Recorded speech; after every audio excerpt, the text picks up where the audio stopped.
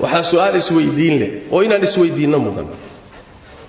aaway ururadii dawliga ah aaway UN aaway munadamaadkii dawliga ah aaway dadkii wax yar markay meel ka dhacaan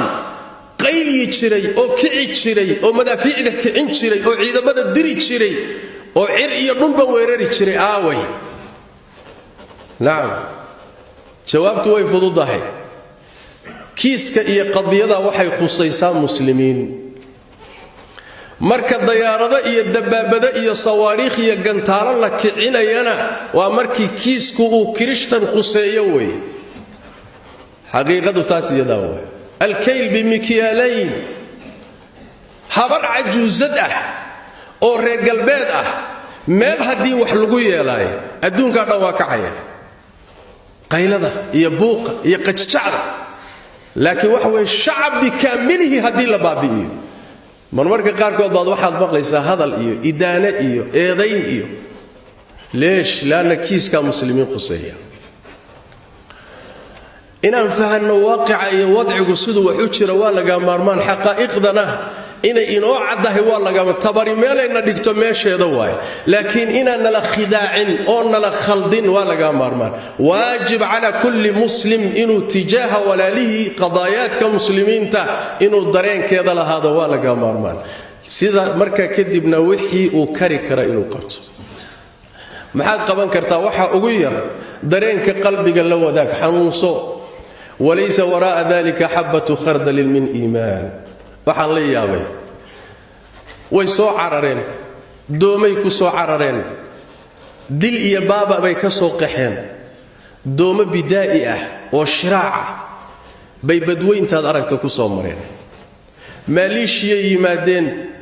xuduudda laga xidhay badii baa dib loogu celiyay waa dal muslim ah indunuusiya yimaadeen ayagoo qax ah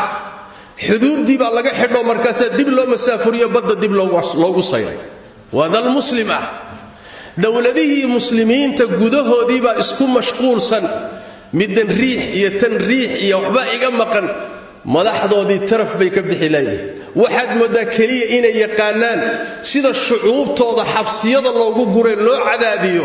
gaaladana loogu tartamo jacaylkooda sidii loo kasban lahaa oo loo gaari lahaa axmayqiyada reer galbeedka ka taliya sidii ay u kasban lahaayeen baa tartan loogu jira oo xoolaha lagu bixinaya midba midka kale uga dhowaan lahaa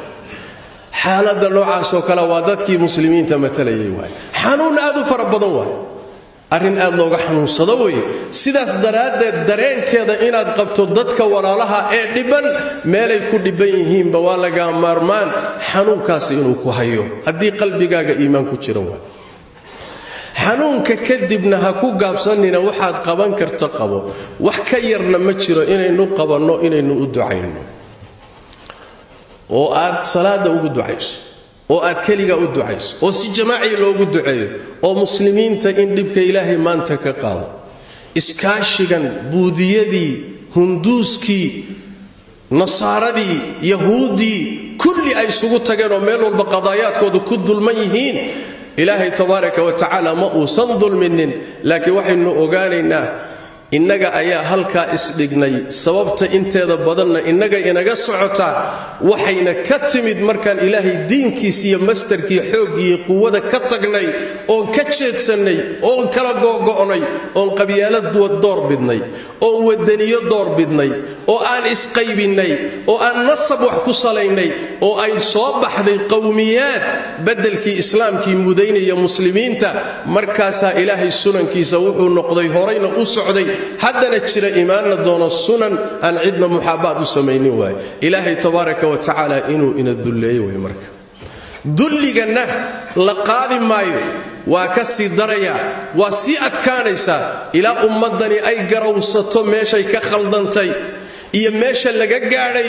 oo ah ilaahay diinkiisii inay ka fogaatay kitaabkiisii qawaaniin bay ku bedelatay reer galbeed dejiyey ayay maxkamadaha dhigteen markaasay ilaahay kitaabkiisii iyo sunnadii nebi maxamed meesha iska dhigeen gaalay u kala tartamayaan oo ninka kaleeto uu doonayaa inuu uga dhowaado ilaahay kitaabkiisii quraanka ahana meel buu saaray qadiyada iyada ah